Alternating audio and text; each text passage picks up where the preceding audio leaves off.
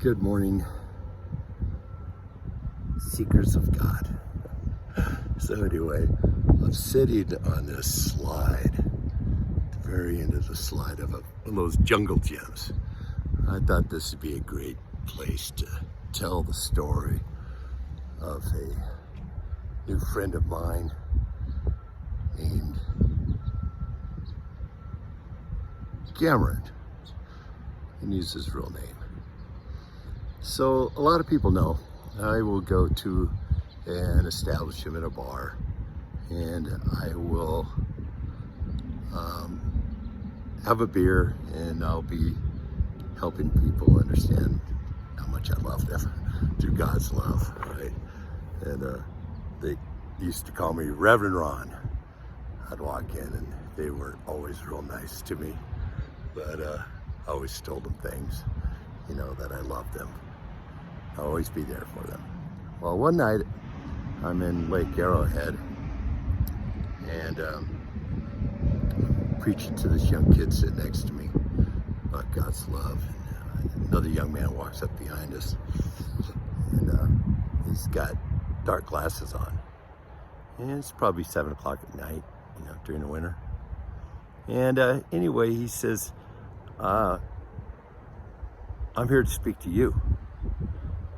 And I go, oh, really? And what would you like to speak about? He goes, well, I walked through the door, and he says, you're glowing, and I need to talk to you. I need help. And he goes, well, what's the problem? He goes, well, he lifts up his sunglasses. He goes, maybe you could tell me. And all I could see was darkness. My grandmother always taught me that you look into a person's eyes and you can see their soul. And it's the one thing I always remember. So I told him, you know, that he was attached, and I possibly could help him if he wanted help. He goes, well, I got a lot of pain. And I go, where's this at? He goes, all up and down my back. So I turned around and I said, I'm gonna lay my hands on you. I started laying my hands on him. I started praying, and his body started kind of shaking a little bit, not a lot.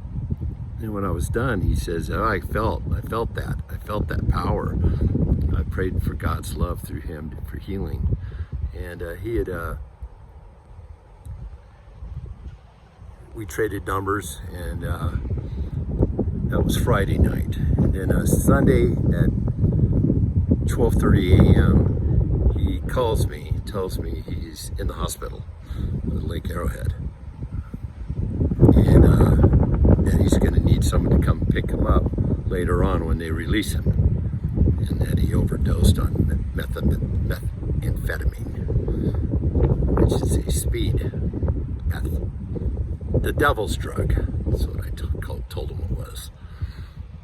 So bottom line, I went there and picked him up, and about halfway home, he lived in the city of Twin Peaks. I pulled over the side of the road, and I just held his hand, and I just prayed for him.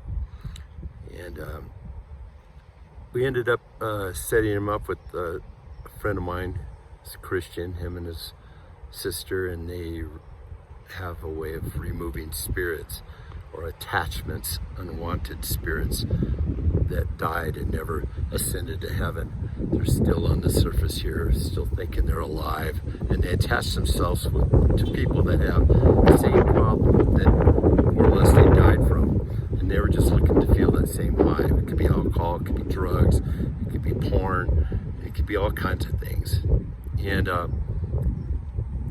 I give them the name and the birth date, and they come back to me and says he was attached. So we set up a plan, and they called him on the phone, and they were able to remove 58 attachments from this young man's body.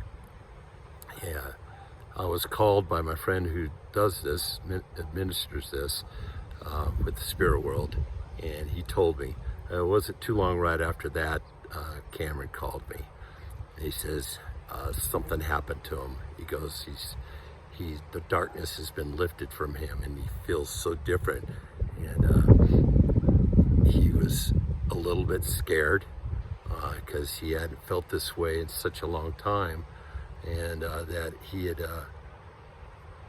so I prayed for them then, and we continued to process and teach him how to pray, and he's still praying today.